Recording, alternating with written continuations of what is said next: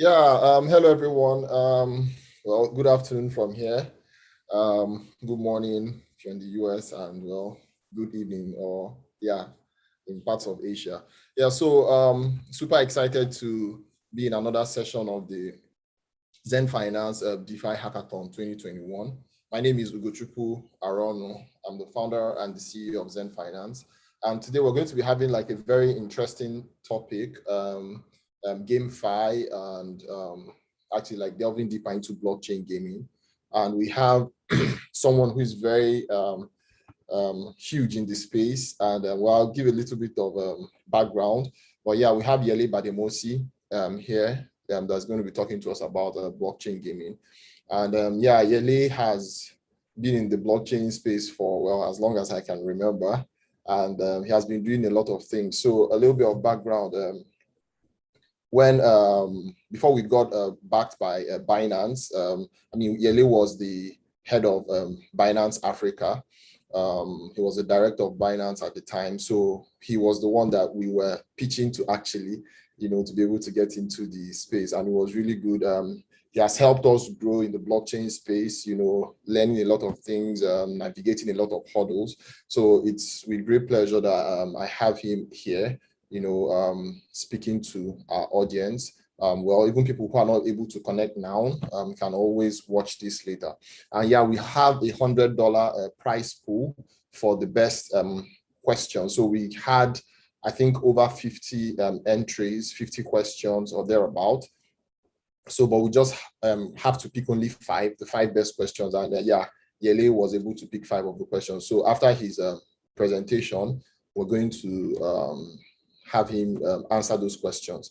And yeah, I know Yele, today is Saturday. We know we're probably stealing a lot of people's time. And I remember Yele is a Liverpool fan, and I know Liverpool just won their game. I don't know if you're able to watch that game. Yeah. So I think it's something, we're going to have a great time today. And yeah, let's listen. Yeah, so we have Yele Bademosi.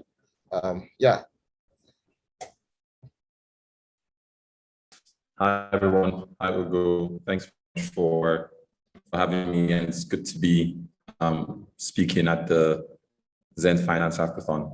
I hope everyone is having a good time building interesting things and meeting lots of cool people. I can't wait to see what comes out of the hackathon. Well done to the organizers for a great job done so far. So this is not a presentation. I wanted to sort of introduce a subset or a vertical within the crypto industry that has really come to the forebear, in the last 6 to 12 months. And why I'm bullish about it, why we should pay more attention to it, and the difference between, other subsets that has come before it, such as DeFi, and maybe even NFTs as we know today, and why this is important and the impact that it can have, not just for the blockchain industry, but the crypto industry, but for the world at large. So I think I would kind of preface my story with GameFi maybe around 2019. I remember whilst I was a director at Binance Labs, we had, I was in San Francisco at the time. I think we were running the incubation program. And one of the deals that we were looking at that came to us was Axie Infinity. At the time, Axie Infinity was very similar to CryptoKitties, right? So it was, almost like another CryptoKitties product. And if you look at what Axie Infinity was in 2019 and what it has become today, it's miles. There's been a huge amount of progress done by the team, and they've created a number of primitives that I think introduces a lot of things that we would see in other kind of like gaming projects. And so the biggest sort of innovation for me, or like why I'm very, very bullish on GameFi, and I define kind of like GameFi as the intersection of blockchain gaming or crypto gaming and DeFi. But the biggest kind of opportunity or innovation really, or primitive, is the fact that with GameFi products or blockchain games, essentially there's a new way to distribute wealth across the greater billion. I prefer to use greater billion or as opposed to bottom billion, and give people access to economic opportunities that wouldn't necessarily have been available to them. That is a huge sort of the impact for something like that is undescribable. So one of the stats I like to kind of talk about a lot is using the poverty percentage in Nigeria, where I'm from, right? So in Nigeria today, and Africa broadly, 40% of the population earn less than $1.90, so essentially earn less than $2 a day, right? And when you look at Axie, people are playing the games and earning anywhere from $5 to $15, $20, depending on your skill set, every single day, right? Axie has 2 million, close to or over 2 million daily active users. And these are folks who are earning between a particular range. In Nigeria, the last kind of like public statistics from the central bank put the number of FDIC rather put the number of Nigerians with over $1,000 in the account at less than 500,000, around 380,000. So when you look at that, the nation of Axie, if I can use that word, has more, on an absolute number basis, has more wealthy people than Nigeria that has almost 200 million people. And that's just one game, right? That is less than a couple years old. And so when I look at the overall industry and the number of sort of like, gaming projects that are being created, it's super exciting. Now, the difference between kind of like GameFi and DeFi or even NFTs or the ICOs that come before it is that there is a huge amount of work that goes into creating the game, right? And that is why we have a lot of things in development, but we don't have as many games as one would like. So with ICOs, all you had to do pretty much was write a white paper and say, I'm going to do X, Y, Z, and you release a token, and there's not much value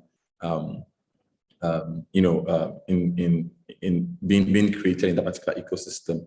NFTs, super bullish about NFTs. I don't think we've begun to see, some of the use cases right now. PFPs or profile picture NFTs are kind of like the biggest subsegment, but I think we're going to realize that NFTs are almost like have a variety of use cases. One of the ones that I'm really bullish about is kind of around social or community-based NFTs, which I see as being the next evolution of PFP NFTs, like the board ape yacht club and some of the other crypto toads or even crypto punks themselves.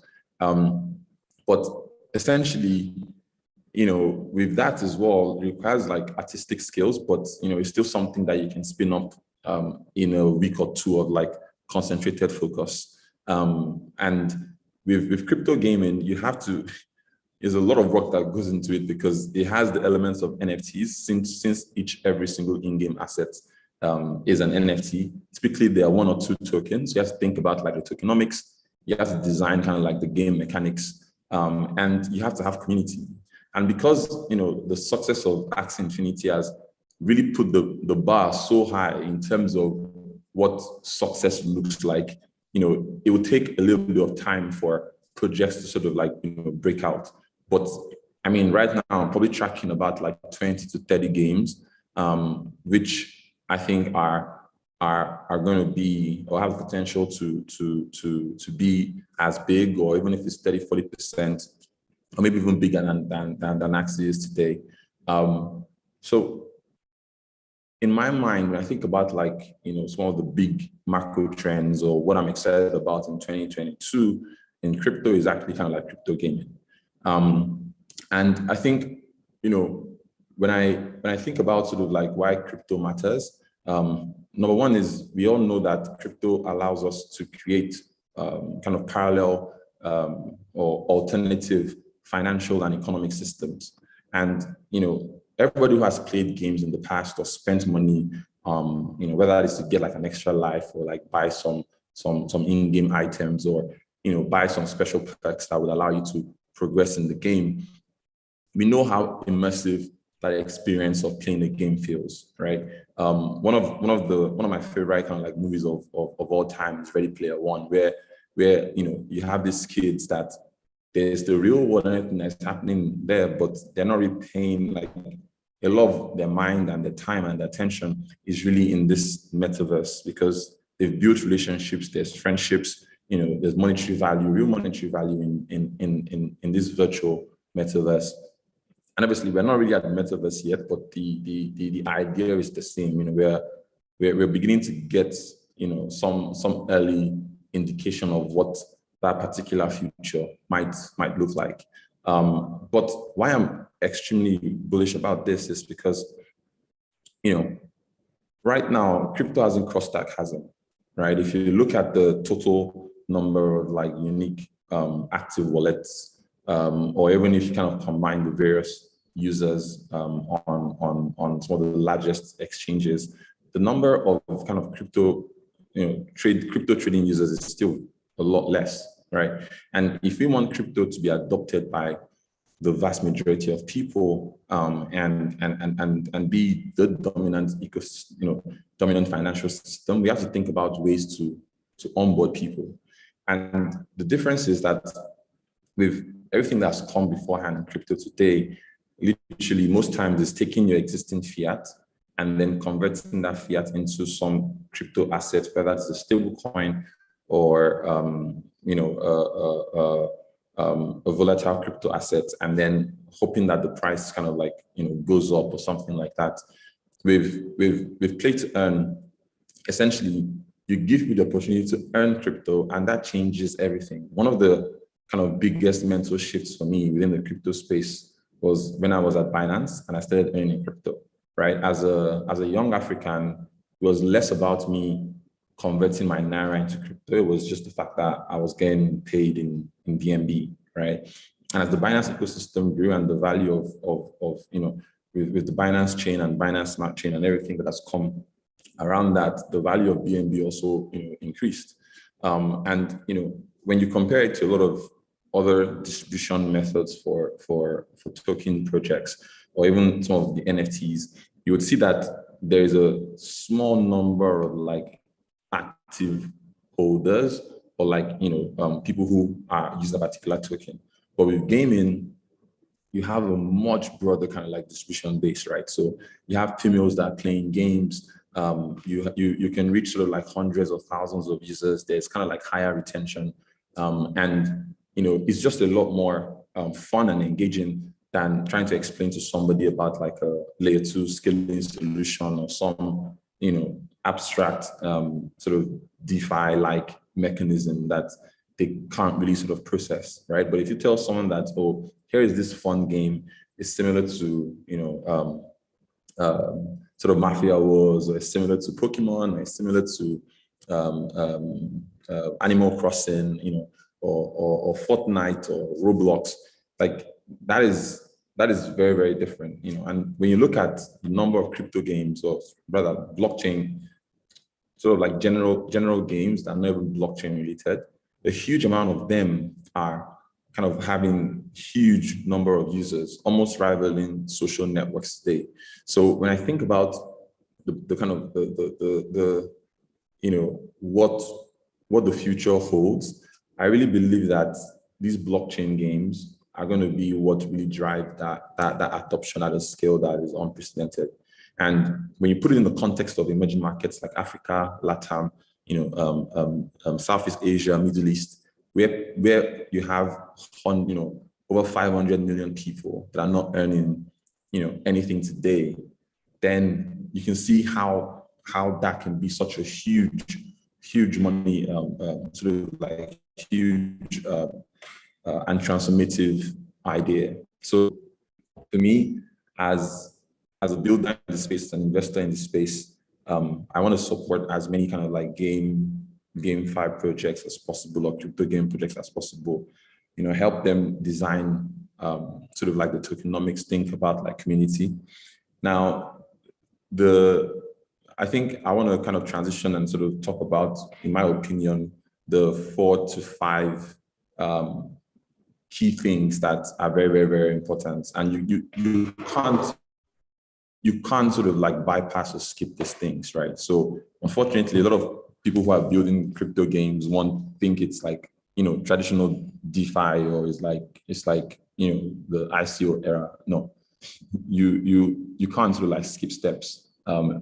Actually looks like an overnight success, but the team has been building since 2017 through the bear market. When Bitcoin price dropped to $3,000 to $3,000, and are still constantly building. So it's not a short-term kind of, oh, let's make money quick type of idea, right? So I would say there are kind of a few things, right? Number one is the game has to be fun, right? So remove blockchain, remove earning, remove everything else. Like, the game has to be fun, right? So the beauty about games is there's a lot of kind of existing game mechanics or game ecosystems that have been successful and work.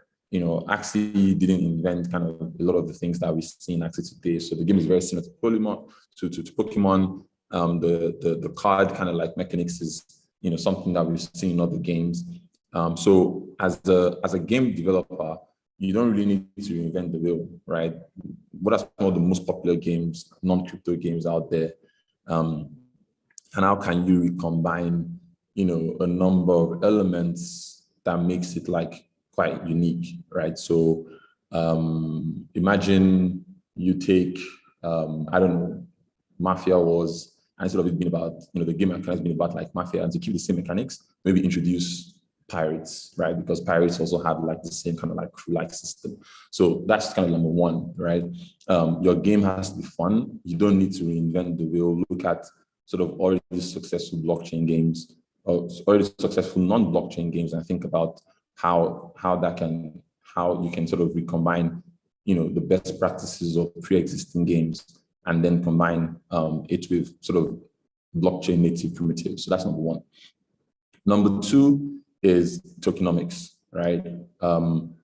For now, I really believe that you need a 2-token system. I might be wrong. It's possible that some might design, incentives that work when you have like one token, but the way I kind of think about the 2-token system is like, one token is a passport, the other is a currency, right? So if you think about any nation in the world, for you to be within that particular country or stay as a citizen or as a resident, you need like a passport. Now, the passport is sort of like a governance token. Yes, right now you can't have 5 passports because one passport is your identity and things like that. But I think like the idea of a governance token is sort of similar to a passport, if you will. And then you need like this in-game currency or like cash like crypto assets that that users sort of earn through a combination of skill, luck, and time, right? Those 3 things are very, very, very important. And if you have those kind of dynamics, that also does a really good job. Number 3 is, if I was building a game, I really believe that you should embrace the scholarship or guild model, right? There are lots of people that have capital elsewhere in the world but don't have the time. And if you think about sort of like how corporations work in the world today, they help organize human capital and financial capital. They raise money from investors somewhere. They get people building things, generating revenue, and that creates like this flywheel effect, right? So a good sort of like crypto game should encourage the dynamics of guilds or like syndicates within the gaming ecosystem. Number four is you have to understand that there are different roles, right? So not everybody is going to be a player. Some people might be like, crafting, in-game items or in-game assets. So Axie does breeding, Star Atlas, you can create some ships and all these various types of things like that. So, the idea is to create a vibrant economy. You have to sort of like, create almost mini games for different types of users, right? And all of them come together to create like what is a vibrant ecosystem. On tokenomics, when you have that in cash currency, you have to think about how, what I call kind of like mints and sinks, right? So minting is, again, I'm using Axie because most people are familiar with that. By contributing some kind of positive value to the network, you essentially earn more SLP. The problem is, if you don't design these incentives right, you can actually mint more of that in cash currency, in-game currency than you need to, and that actually creates a supply shock on the total economics, right? So if you think about, if you talk about inflation a lot, there are memes about like printing money, and how that reduces the overall kind of like purchasing power of any currency. So if you don't reduce the amount of, the way you mint the in-cash, in-game currency, that's actually a negative thing. So Axie, for instance, just announced that if you are below a particular MMR, you are not going to be earning any SLP again. And I think that was primarily done to reduce the inflation rate and the circulating supply for SLP. On the other hand, you also have to think about like sinks, right? Sinks are what you spend the in-game currency for, so that you're not just always selling. So for instance, a quick win, if I was on the Axie team, a quick win is, you have your SLP, they launched AXX staking. I'm pretty sure very soon we'll see something similar for like SLP staking, right? So they create some dynamics whereby they as Sky Movies, the game developers, are able to earn SLP. What they can actually do is take, number one, because they're earning SLP, they're pulling SLP from the ecosystem. That reduces the supply, and economics predicts that when you reduce the supply and the demand stays the same or goes up, the price also goes up, of the underlying asset goes up. So that is a positive thing. Number two is that when you give people the opportunity to like earn more SLP in the future by staking or locking away or saving their SLP, you also reduce the sell pressure, right? So these are some of the things I have to really think about, and things to think about, like it as a country or like a real economy of sorts. The final kind of like piece of information I want to kind of like add is probably the most important one, right? Community is so key. You can't rush your community. You can't force a community. I found out about Axie just because like the community, like Axie Twitter is just crazy, right? And I think like a couple of other games that are doing really, really cool things as well. Atlas is one that I'm also quite excited about, Illuvium, and there are a couple of others as well. I have a Twitter list that is public that you can follow to see, all the interesting guilds and kind of games that are coming up that you might want to start playing and earning.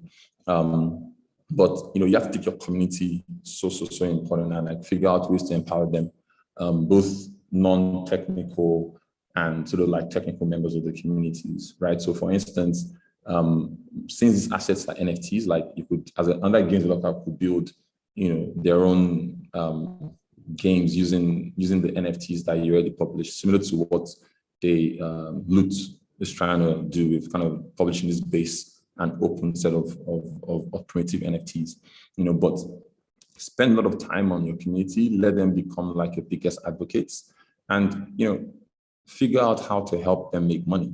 The more money people make from your project, the more advocates they are, and the more successful your project will be. But personally, I'm very, very bullish on channels like GameFi. I think that it's going to be what allows us to cross the chasm. And this idea of like X to earn is something they're going to see, so gaming is the first one. The other forms of user-generated content or, or platforms today that people are not earning anything for, like, contributing value, and all that value goes to, all the revenue and value goes to the centralized owners, right? So I believe that we're going to see more people build, X to earn. There'll be like move to earn, there'll be engage to earn, there'll be learn to earn. And it's really brought about by introducing this DAO token ecosystem. Hopefully that was, you learned a thing or two from my thoughts on GameFi. If you're building any games in the space, please reach out. I'm on Twitter at Yele Bademosi. And yeah, we'd love to chat with you and see how we can work together. Thank you. Yeah, thanks, Yele. Thank you. Thank you very much. I mean, that was really, really exciting and also enlightening. I was really impressed. But I didn't really put these numbers together when you were talking about, the number of people that have just above $1,000 in their bank accounts in Nigeria. And of course, we are both Nigerians. And I'm like, that makes sense, and you're looking at the Axie community. It means actually that majority of the Axie community, most players, say, for example, people who have been playing for, let's say, the past 6 months or something, are mostly wealthier than, over the let's say, middle class or something in Nigeria. And it's insane, they're wealthier than 99.95%. In fact, 99.99995% of Nigerians. That's crazy. That's crazy. And when you, and something else you just said before you ended your presentation, which is more like, okay, the more money you're able to make for people, right, the more advocates they are of your project. I think that's very true, because when you look at a project like Axie, I remember when Yele told me about Axie the first time. I mean, I think that was like 4 months ago. So I was in the US then. Yele picked me. I was like, hey, Ugo, what's up? Have you heard of this game, Axie? And I'm like, which one is Axie again? Right? But when I checked, then I just put it, I saw crazy content out there and I was like, what's going on? Like, who are these guys? What are they doing? How I knew that these guys had gone really far was 2 days ago. I saw them on Bloomberg and I was like, no way. Like, it wasn't a content made by Axie. It was something that Bloomberg made, right? And talking to different players on that play Axie and everything. I was like, this is really good. And building a community from gaming, for me, is super exciting, because I don't know any young person that, maybe someone who is, let's say, about 35 or 40 now, who didn't play games, or who maybe was not sort of exposed to playing games when they were younger. Yeah, so I think that going at that level really helps to build a lot of adoption in the blockchain and the crypto space. I mean, it was really, really great and enlightening session. So we had just a few questions. I shared one. One says, currently, the current play to earn game titles have quite similar game modes. Most are card games, animal fights. So is the limitation of blockchain technology that makes games like shooting, hardcore games not built on blockchain? I have not seen any hardcore game that is GameFi. This was asked by Chin yeah. on his Telegram. Yeah. So I mean, I think like it's, give it time, right? We're definitely going to see games like that coming out soon. Like I said earlier, it's really more about the difficulty of like putting the game together. But when you think about sort of, the way, blockchain gaming works, it's not as if the game is on the blockchain, right? It's the in-game assets that are on the blockchain, right? And so there's not a lot of computation going on the blockchain itself, unless you want to move the in-game assets from account A to account B, right? So it's definitely not about like the blockchain. And again, if you look at, I think right now you have like Ronin, who are definitely building out like a side chain that we focused on gaming, since that's what Axie uses. There's also the Flow blockchain, which is by Dapper Labs, the guys behind kind of like the original crypto, one of the original crypto games, the Crypto Kitties, and there's Immutable as well, right? So I think the technology layer for crypto gaming is actually sufficient enough for us to have more diverse games. The problem is just that people need to be creative and think beyond saying, okay, building similar games to Axie, right? So I think that's going to change. But the one thing I know that's going to be quite different is, PvP in crypto gaming is going to be so important, because that is the one thing that allows you, even think about sort of like multiplayer games, right? Multiplayer games will work because it's PvP, right? It's not really about the games, the game designers kind of creating new worlds or new experiences, because it takes a lot to keep coming up with like new things yourself, right? So you need to design games that allow other players to play against each other. And, it's simple at the base layer, but, over time, there is some element of like skill and mastery that allows you to differentiate between the very best players and not so great players. Yeah, very cool. Okay, the second question says, it can be seen that 2021 is a year with the strong development of GameFi. Now there are many games born. So what are the challenges GameFi is facing, and do we need it? Yeah.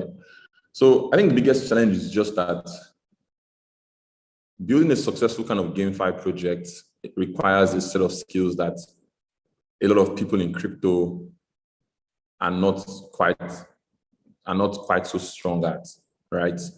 So if you are good at building games, you probably are not great at building sort of crypto projects and communities, right? So, we've seen some really interesting, like nice looking games, but it's so clear that they don't really understand sort of the community-centric mindset of crypto projects, and that's was missing. And then there are folks that understand like the community layer to be a successful GameFi project, but are not necessarily great at building games.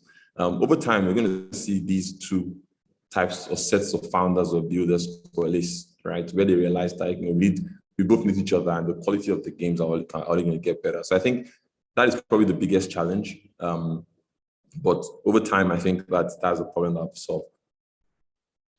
Okay, great. I think for someone saying hardcore games, I think you should look at Star Atlas. They're coming up, so it seems to be something that's going to be really hardcore, but yeah, still in development. The third question says, how does GameFi attract more players from the traditional game market? And says currently most of the play-to-earn game players are people who want to make money, who understand crypto. Yeah. Mm-hmm. So, I think that, I don't know if that is 100% correct, right? If you look at some of the more popular games, a lot of people, there's a video on YouTube that one of the first videos I watched on Axie, where they showed like a granddad, or a very elderly gentleman in the Philippines playing Axie because his shop was shut down during the COVID pandemic, right? So, when you think about it that way, like that shows you sort of like how diverse this thing can be, right? And a lot of people learn what they need to learn about like blockchain and crypto because they know that this is a viable, economic opportunity. Like the minimum wage in Nigeria, I believe, is like 30,000 naira, right? That is less than $100 a month, right? So that is about, let's say, about $52, $53 a month. Exactly, about $53. Yeah, exactly. I'm surprised I got that math right. So $53 a month divided by 30, that's less than $2. And based off that, that's less than the official definition of what poverty is. So it's just, trust me, like as you build out these communities and guilds, community will educate like non-crypto folks. They will learn what they need to learn to get started, and people will actually build out things that abstract away layers of complexity around the blockchain elements. Okay, the fourth one, before we go to the final one, says there are many GameFi projects being made every day. How do you judge what is a good project or what's a bad project? Yeah. I mean, I think the things I mentioned earlier apply, both as a builder or as a potential participant in the game, right? I would always kind of like start with the team. You know, if someone of the team has never built a game before, it's unlikely they're going to get it right, in my opinion. A lot of game developers have been developing games for a very long time, and they're very passionate about it. So, you know, you want to look for someone that has experience sort of building games. Something I didn't mention in the past, which I think is also equally as important, is I do believe that you need to have like mobile, maybe not a mobile first approach, but you have to be mobile compatible, right? You have to be on Android, especially if you want to attract like folks from emerging markets, you know, building and playing your game. Then community is very, very important. You know, you look at the quality of the discourse on Discord, on Twitter, are folks making content. And is the game fun? Like, is the game fun? If the game is not fun, like, it's pretty much dead on arrival. Actually, unlike most, I believe that tokenomics can be fixed. And in my opinion, with tokenomics, look at what is already working and then make minor changes if you believe you'll do something differently. So for instance, what I discussed in terms of how I would think about driving the price of SLP through mints and sinks. Okay, thanks. The last question says, currently NFT game projects only pay attention to finance, not user experience. What do you think should be done to improve this problem? Say that again. It says currently NFT game projects only pay attention to finance, not user experience. What do you think should be done to improve this problem?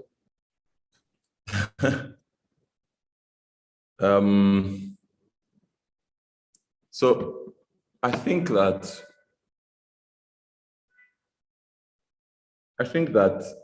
is really just around sort of like the quality of